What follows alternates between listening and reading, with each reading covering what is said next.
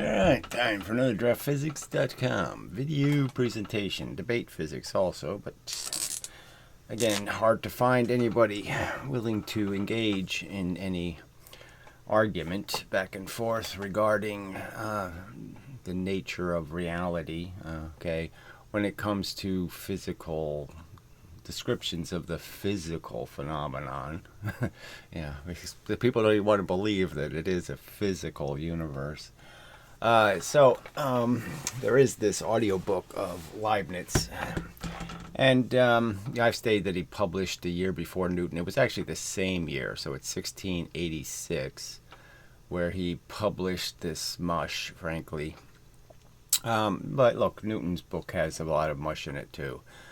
Frankly, the whole last half of the book is all this stupid tribute to religion and God. Well, not that much, but anyway. And it's just because everybody had to do this. Everybody had to say something about God or you'd get killed. And clearly these people seem to be believers, not because they have to believe. Where I would almost argue that Descartes was just running for his life, in the sense that I think he was more aware of, like Galileo, had some doubts about the whole mystic stories of the phantasmagorical, heavens and hells and all that crap. And they just did what they had to do to stay alive, in terms of, mouth this crap, these tributes to the Lord. It's just kind of disgusting when you think about, it didn't take that long, before you got to 1776 and you got to the idea that people should have a right to speak freely, speak their mind, without being dismembered for their opinion. It is really, the very fact that they could lose their job and lose their standing, would be more than enough punishment. The idea that they'd also be killed, and their families left destitute, it just seems so abhorrent that these intellectuals spoke so little, about how egregiously horrid their system of justice was. But anyway, that being what it is, Leibniz's book is a piece of steaming shit. Okay, it's 99% religion, and there's this little tiny bit of physics in it. So I'll play that little tiny bit of physics. And I just don't know why anybody thinks this is brilliant philosophy in any way, that it has any relevance to getting to the substance of our existence. It's all wishy-washy and uncertain. Just some vague notion that God knows what he's doing. It is ironic that I saw a little piece where he couldn't even really say whether animals contain this spirit or soul. He was undecided. You would think if your God wants you to be doing something rational that he'd let you in on it. Okay, he'd let you in on it. And the fact that the scripture itself indicates pretty clearly that animals are for sacrificing and abusing, is, again, these people did have pets. It is, Newton had a dog, as I understand it, and engineered all kinds of little helpful things for the dog. The doggy door, he sort of invented that also, I found. But anyway, so you probably don't need this video on the screen, so we'll get rid of that, and then I can draw at my will and such, and so forth and whatnot. So, this isn't going to be for everybody, but it's just, I just wanted that this is the premise of physics, and it's completely unproven mush. And it's just amazing that in these hundreds of years, they really haven't fixed, the fact that they really just don't have any evidence about what the hell the nature, and this is so fundamental. I mean, we're talking about what's the definition of energy. And, not to pay attention to getting that right. Sorry. It's an amazing an amazing screw up of science. I mean, this is really so fundamental. You really have to get this one right. Energy's a biggie. All right, so let's try playing some of this. An example of a subordinate regulation in the law of nature which demonstrates that God always preserves the same amount of force, but not the same quantity of motion, against the Cartesians and many others. So he's saying that the argument really was about what's being conserved, and the conserved quantity would be the real quantity. And clearly he's pointing out that, yes, Descartes has basically made it clear that it's the quantity of motion is this thing called mass. Now, they're using the word mass, but mass was actually invented by Newton. So the word mass wasn't really what they used. They used its, who knows, its substance, its density. Even Descartes didn't use mass. He used, I'm not going to think of the word, but something to do with like its area.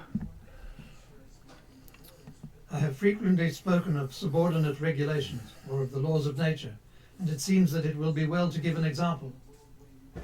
Our new philosophers are unanimous in employing that famous law that God always preserves the same amount of motion in the universe. In fact, it is a very plausible law, and in times past I held it for indubitable. So he's conceding that, yes, he understands conservation law kind of implies that, yes, this is a functioning universe and things just don't magically poof. Okay, so you don't have any poofing matter or any poofing motion. But since then I have learned in what its fault consists. So he's saying here that, okay, he's going to believe in something where, yes, you can poof extra energy out of the universe. Did you know that the best way to make an extra income on Amazon is not by setting up an online store? Monsieur Descartes and many other clever mathematicians have thought that the quantity of motion, that is to say the velocity multiplied by the mass of the moving body, is exactly equivalent to the moving force, or to speak in mathematical terms. All right, so this is before Newton, okay, when Newton's laws, okay, so this is a few months before Newton publishes his Principia, the whole law thing. So, but clearly Newton is a Descartian, okay, so, Newton's going to basically just rewrite Descartes in more formal statements. That the force varies as the velocity multiplied by the mass. Footnote on mass. So let's be clear, he's opposing Newton here. Even though he's opposing Newton in the form of Descartes, we know that Newton's first, second, and third laws are basically rewrites of statements already made by Descartes. This term is employed here for the sake of clearness. Leibniz did not possess the concept mass, which was enunciated by Newton in the same year in which the present treatise was written, 1686.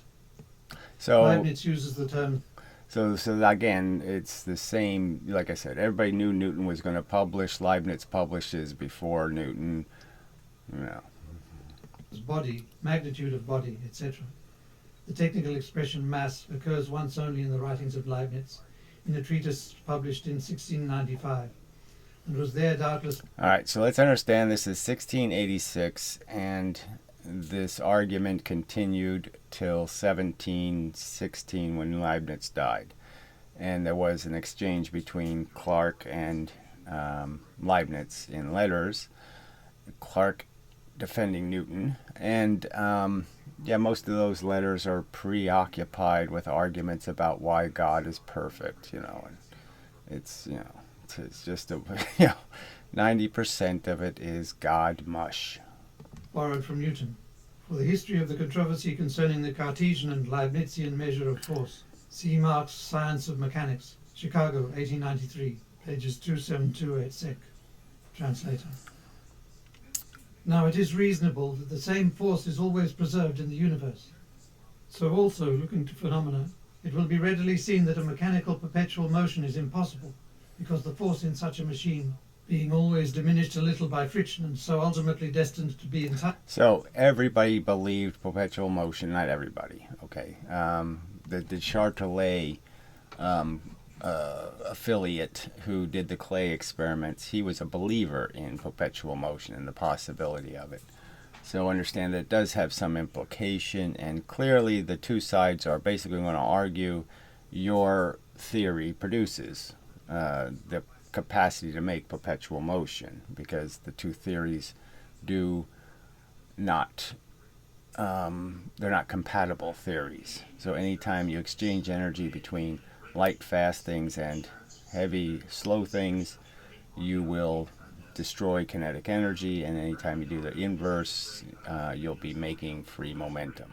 Highly spent, would necessarily have to recoup its losses, and consequently would keep on increasing of itself without any new impulsion from without. And we see furthermore that the force of a body is diminished only in the proportion as it gives up force, either to a contiguous body or to its own parts, insofar as they have a separate movement. The mathematicians to whom I have referred think that what can be said of force can be said of the quantity of motion. Right, so he's saying Descartes has said that force equals the change in your momentum, basically. That, 1 unit of velocity, 1 unit of force, 2 units of velocity, 2 units of force. In order, however, to show the difference, I make two suppositions. In the first place, that a body falling from a certain height acquires a force enabling it to remount to the same height, provided... Right, and so we know that, everybody knew that, right? So that's Huygens, everybody already figured out that pendulums rise to the same height that they fall, and, with these tiny losses to atmosphere, blah, blah, blah. That its direction is turned that way, or provided that there are no hindrances. For instance, a pendulum will rise exactly to the height from which it has fallen, provided the resistance of the air and of certain other small particles do not diminish a little its acquired force. I suppose, in the second place, that it will take as much force to lift a body A, weighing 1 pound, to the height CD, 4 feet, as to raise a body B, weighing 4 pounds, to the height EF, 1 foot. Right, so here we have the famous statement, and it's just a wrong premise, okay? And so he's basically saying that you could take 4 pounds and drop it 1 foot, and you can take 1 pound, okay, and drop it 4 feet. And these two things will hit the ground with the same acquired force. So not their weights, but their acquired velocities. Now we know what the velocity is going to be. This is going to be 1, okay, mass times 2 velocity. And this is going to be a 4 times 1, okay. 4 mass times a 1 velocity. All right, so it's the clear distinction. And the simple argument is, of course, this is correct. This is what it will be doing. And, there's no doubt about that the 4 times the height doesn't get you 4 times the velocity. So, obviously, something's got to, it works perfect for understanding momentum as, yes, the thing acquires this velocity in these strange units, where in the first unit of time, okay, it gets 1, and in the second unit of time it only gets 1, but it's 3 times the distance, because it's traveling based on time. Gravity is a time dependent force. So it's worth just pointing out. My fundamental argument is that we sort of already know too that if I have a human being, okay, it's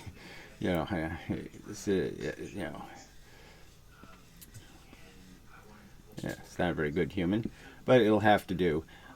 He's full of little stuff, okay. So we already know we're made out of these atoms and molecules, and the trick of gravity is that I can put you into space and you could be flying around the earth, and the fact is I can just break you into little tiny pieces. I can separate each one of your pieces by an inch or something. I can make you into a big blob of disconnected atoms, no longer in, and it'll orbit exactly the same. And I can just take I could take 15 atoms from here, and I could just put those a mile away in orbit, and they'll do exactly the same thing you're doing. So the force is acting on the little bits, okay. And the trick is that it's really acting on electrons and protons, but they, okay, can't keep a velocity. They can't hold on to it because of drag. So the only thing that can really hold on to it is an atomic nucleus. And so the atomic nucleuses can orbit the Earth. The electrons and protons can't. So if I put them out in space with you, separated from each other, they won't orbit. they won't be able to maintain their velocity. So that's a way of understanding it, is that the little bits are what's controlling gravity, is a nuclear force essentially, and it's working on the littlest bits of you. Each one of them is being gravitationally controlled. The moon is being, each one of the little pieces of the moon is what the gravity is affecting, not the moon itself. All right. Continuing. These two suppositions are granted by our new philosophers. All right, so he says that the new philosophers accept his theory. All right, now I'd say obviously they don't. Okay, I'd say obviously Newton wasn't going to accept it. If Newton would have been publishing as a response to Leibniz, he certainly would have disagreed that he accepts that fundamentally this is an equality. This 4 pounds 1 foot, 1 pound 4 feet. That you do have the same energy when they hit the ground, because Newton would say no, they don't. They have one has only 1/2 the force. There's only 1/2 the force here. Okay, when it hits the ground of what hits the ground here, because it's only twice the velocity. It is therefore manifest that the body A falling from the height CD acquires exactly as much force as the body B falling from the height EF. So that's just not true. It's not Galilean. It's not recognizing that you get your 9.8 here, okay, of velocity, and then through this whole falling process, you still only get another 9.8. That's all you get. You only get 2 units of the Newtonian 9.8. For the body B at F, having by the first supposition sufficient force to return to E, has therefore the force to carry a body of 4 pounds to the distance of 1 foot EF. So this isn't a lever, okay? That's the simple truth. This distance doesn't represent a velocity. So if I did put these on a lever, it would become clearly obvious, okay, that you're not going to have an equality, because where it's going twice the velocity, it was only twice the distance, right? So if I put the 4 pounds here, I can't, put a 1 pound at twice the distance, twice the velocity, twice the motion. So twice the motion is not going to get me an equality, the balance. It's only going to balance if I go all full 4 units on the lever. If I have the 1 mass 4 units, okay, where it's going 4 times the height. So the lever tells you they're not equalities. It tells you it's not equal, because this clearly has way too much. The 4 times the motion is the only place where the 4 times the velocity is the only place where I can acquire the balance. And at twice the velocity, it doesn't balance. So that's the simple counter argument that was never responded to, frankly. And likewise the body A at D, having the force to return to C, has also the force required to carry a body weighing 1 pound, its own weight, back to C. So it just won't happen. I can put them on a lever, and if I put it at twice the velocity, it's not going to have enough energy to lift the 4 pounds. It won't balance. The 4 pounds will swing down, and it won't work. The distance of 4 feet. Do you know what the safest investment in the world right now is? I should have It's not stocks, downloaded real estate, this. or crypto. It's actually on. Should have. By the second supposition. All these tacky, it's not just that there's commercials, they're also tacky. I mean, they're all, con artists. It's just so tragic of what we've allowed civilization to become. All these liars, all the cheap medical crap. This is after, YouTube banned people for making arguments about viruses and stuff, because somehow it was a threat to civilization. And they'll let these con artists sell these quick fixes to your cancer in a commercial. It's just disgusting. The force of these two bodies is equal. Let us now see if the quantity of motion is the same in each case. It is here that we will be surprised to find a very great difference, for it has been proved by Galileo that the velocity acquired by the fall CD is double the velocity acquired by the fall EF. Right, so it's quite obvious that You haven't acquired sufficient velocity to say that these two things are equal, because they won't be equal on the lever. The balance will show you that twice the velocity isn't enough. although the height is 4 times as great. Multiplying, therefore, the body A, whose mass is 1, by its velocity, which is 2, the product or the quantity of movement will be 2. And on the other hand, if we multiply the body B, whose mass is 4, by its velocity, which is 1, the product or quantity of motion will be 4. Hence, the quantity of the motion of the body A at the point D is half the quantity of the motion of the body B at the point F. Yet their forces are equal. So he says it. He says their force is equal, but that's just not true. I mean, it's clearly the reason why it doesn't work. It isn't the truth. You can't do as much work by dropping 1 pound 4 feet as you'll do dropping 4 pounds 1 foot. You will do more work dropping the 4 pounds. You'll make a bigger dent in the ground. And there is therefore a great difference between the quantity of motion and the force. This is what we set out to show. We can see there. So that's it. This is the extent of his argument, and he just recited this for the next 30 years. So for the next 30 years, he just kept on making the same premised argument that 4 pounds equals 1 pound. Therefore, your theory doesn't work. And that's it. That's the extent of his argument, and he never added any counter arguments to any argument made against that logic. For how the force ought to be estimated by the quantity of the effect which it is able to produce. For example, by the height to which a body of certain weight can be raised. This is So, and again, he's just making this statement that somehow I can use the 4 pounds going 1 velocity to lift the 1 pound at 2 velocity, and I can't do that with a lever. Okay, the 4 pounds, will lift that really easily, but that will not be able to lift the 4 pounds. The 4 pounds has twice the capacity to do work. a very different thing from the velocity which can be imparted to it. And in order to impart to it double the velocity, we must have double the force. Nothing is simpler than this proof. So he says it's a simple proof, and it's obviously not a proof. I mean, this proves it's not right. Okay, double the velocity is not going to be sufficient energy to lift the 4 pounds. And Monsieur Descartes has fallen into error here, only because he trusted too much to his thoughts even when they had not been ripened by reflection.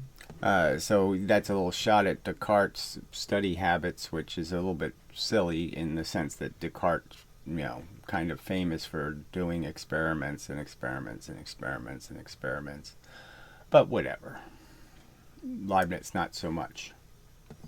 But it astonishes me that his disciples have not noticed this error, and I am afraid that they are beginning to imitate little by little certain peripatetics whom they ridicule, and that they are accustoming themselves to consult rather the books of their master than reason or nature. So he's going to be really disappointed in a couple of months when Newton's book comes out and makes Descartes, he turns it into,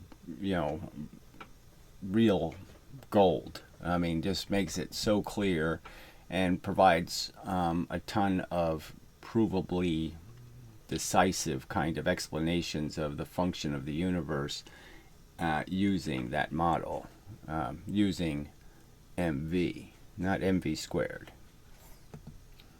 18. The distinction between force and the quantity of motion is, among other reasons, important as showing that we must have recourse to metaphysical considerations. So he's just talking now about how it's all about God. So that was it for the physics. I think I could play a little more, but there's no more physics. It's just going to be more of this metaphysics bullshit, whatever that is. Mush about God said so. In addition to discussions of extension, if we wish to explain the phenomena of matter. This consideration of the force, distinguished from the quantity of motion, is of importance, not only in physics and mechanics for finding the real laws of nature and the principles of motion. Right, so yes, he's saying right here, yep, it's important, we got to get this one right. And frankly, not even close to right. And not ever proven with anything credible as an argument. And even for correcting many practical errors which have crept into the writings of certain able mathematicians.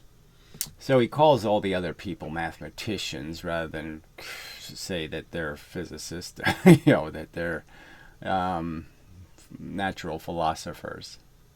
But also in metaphysics it is of importance for the better understanding of principles.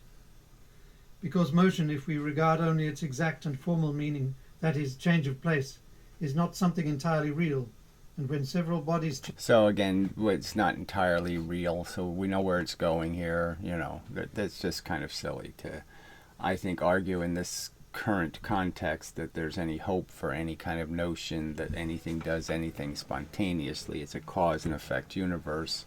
The fact is, it is a wound watch, and it's just ticking through its process, and there's no room for the intervention of gods or anything else. All right, so I don't know if I need to go into anything else. It's just sad that we really are having a conversation where I really do have to explain that gravity is affecting you physically. It's physically interacting with your smallest bits. It's not some sort of magical force. It's a fundamental function where things exposed to this field difference will in fact be affected by it in very specific ways that we can understand.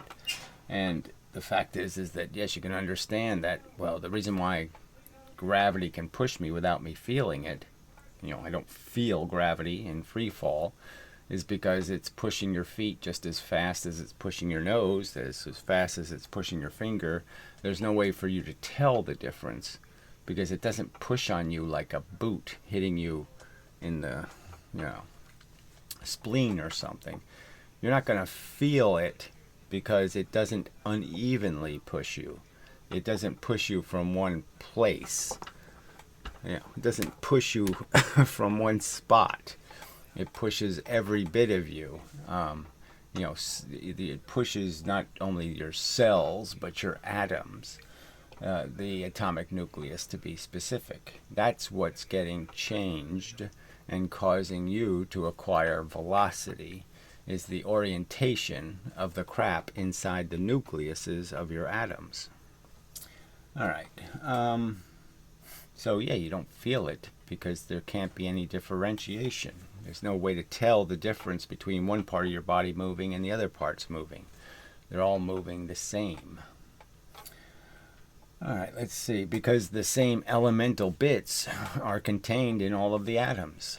So that's why they all move at the same speed, is because the elemental bits, the little things that are getting pushed, are exactly the same. Okay, the electrons and protons are the same. And so, of course, they move at the same speed. It's just that, physics is so off, so far off reality. And to think that they allowed this, mushy statement by Leibniz to win the day, this mush statement in a pile of religious jargon, 99% religious theology and a little tiny bit of physics in it, and the physics is just overtly wrong. You can't lift the 4 pounds by giving 1 pound twice the velocity. 1 pound with twice the velocity won't lift the 4 pounds. It won't happen. All right. So there are a lot of people, whatever you call them, academics. Okay, these academics that like talking about Leibniz. And so I'm going to try to see if any of those people who like to talk about words like extension and whether space is real or not. I don't even know why. I don't even know how people imagine having a conversation about how space isn't real when they say things like, well, the universe is 13 billion light years across or something. Well, how could you bother? Why would you bother saying there's any such thing as a distance if the distances aren't real? They aren't absolutely real. I mean, why even say the words? I don't even understand how you can make space into something that isn't, distance is the real word. Distance isn't a real thing? Yeah. You have some reason to believe that you can just poof distance away? Come on. I just can't. I hate this planet. Yeah, I don't get you people. All right, anyway, this isn't brain surgery, and the fact that people are so aggressively pushing stuff that's just obviously not true. I mean, Leibniz's premise is nonsense, and it's just a clear example of the whole thing is built on that fake premise. Without that fake premise, there's nothing, you can't sustain any of his nonsense about what reality is doing. Because you won't see it anywhere in reality. All right. Yeah, so maybe we'll leave it there. We've kind of talked the 10-ton train, 5-ton train to death. So in the comments was a little disappointing also because, this guy, the Raphael Hosford, has chosen not to counter-argue any further in his defense of the bullshit. And and the Barnes guy tried to provoke a response, but no, nothing. But whatever, disappointing. But that's all there is, really. Frankly, I can't provide the counter argue. I can't, make the adversaries show up. I mean, I can't pay them to show up. I can't do anything to force this argument to be publicly hashed out by the people representing. They won't write the Clark letter. They won't engage in the argument. Just a fact, in any kind of way besides, making ugly noises. And the physicist Michael has made the last 2 videos are just the most inane, mushy, useless crap imaginable. So, not useful. Oh, there's crazy, Bill Gates. I guess he got interviewed by somebody. It makes very good arguments against the conventional nonsense, but obviously his rope theory is, So I don't know. These last 2 videos are just, one of them that's on units. I mean, everybody's already done this. Anybody interested in physics already knows they have to do this unit conversion thing. So I mean, that's almost a video to do in cartoons because that's for really young audiences. Anybody who's had any exposure at all to math and physics already understands that you have to have consistent units. So I don't know why they all choose to do those style videos, but whatever. All right, so that's all there is, unfortunately.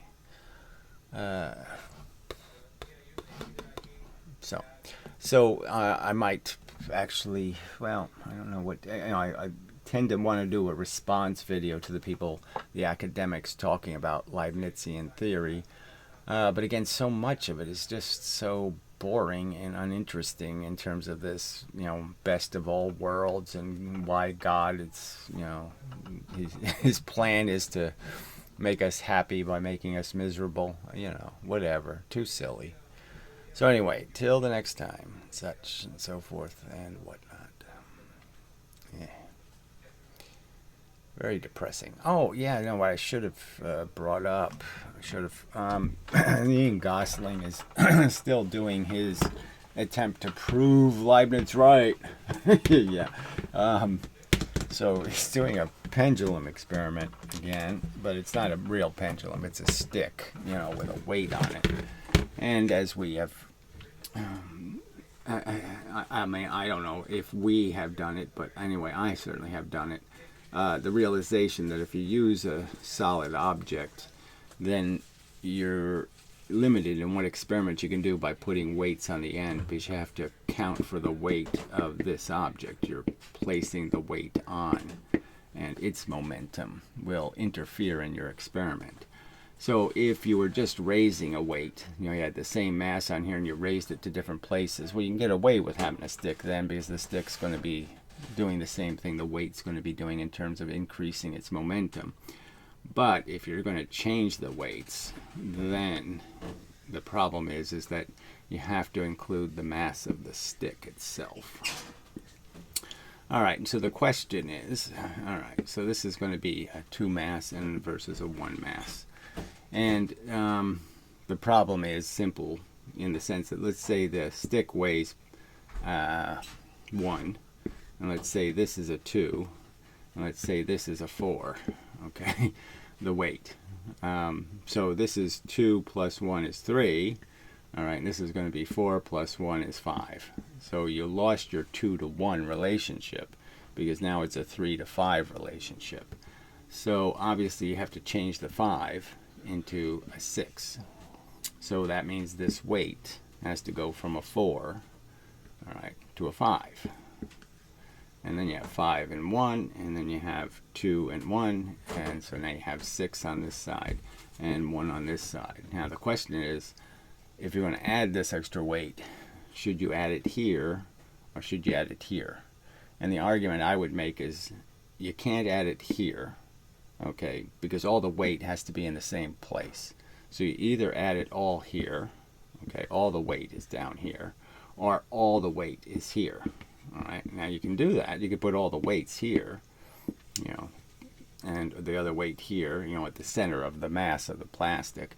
And that's probably the ideal way. And then just put a hook on here where these two things can hit each other.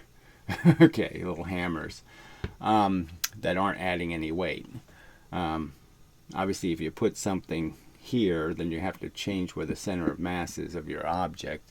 But anyway, that would be the more perfect way to do it, is to put all the weight on the center of the stick. But I think it's the same difference. The weight either is in this, the weights are either here or all the weight has to be here. But, you know, that would be my conclusion. But putting part of the weight at the center of mass isn't going to work, I don't think. But as far as I can go with that, it's obviously doing the experiment with sticks is a mistake. Okay, evading sticks is probably a great idea. So just have the masses on pendulums, okay, regular strings, so there's little loss as possible to the pendulum mechanism itself, and then you can have the weights at their real weight. You don't have to compensate for the fact that you've changed the center of mass of the masses you're banging into each other. Okay. So, now it's enough of a video. So, I guess I should state that he's done the experiment this way, and there's absolutely zero evidence that the lighter mass going twice the velocity has more energy than the double mass going half the velocity. Zero evidence of more energy in one object versus the other object. I mean, what we really want is just the example of a 10-ton train going 5 miles an hour hitting a 5-ton train going 10 miles an hour. You know, and we want it this way, or we want them both going this way and see which one wins. Because frankly, if it has twice the energy, it should be able to demonstrate that it has twice the energy. It should move the collision in its direction. Twice the energy is a lot of extra energy. Alright, should be some evidence of it somewhere. But there's no, look, these arguments are all moot in the sense that they still can't argue that any of this kinetic energy stuff works in space. That you can use the kinetic energy theory to calculate how much thrust you're using to move a spaceship, because it doesn't work. That's the plain truth. Momentum will decide in space where you're going. It's how much momentum you excrete will decide which way you go. That will be the equal and opposite reaction.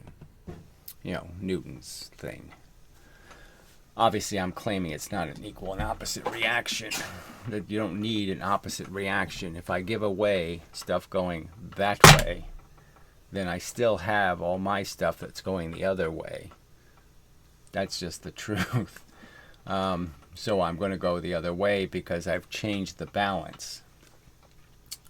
I've given away a yin, and so now I have a lot of yang left, and so I'm going to yang. And so if I have $10 and I give away 5, all I have is 5. I don't need somebody to take away the 5. I already gave it away. I already made myself poor by giving away the 5. I don't need an opposite reaction. Okay. Till the next time and such.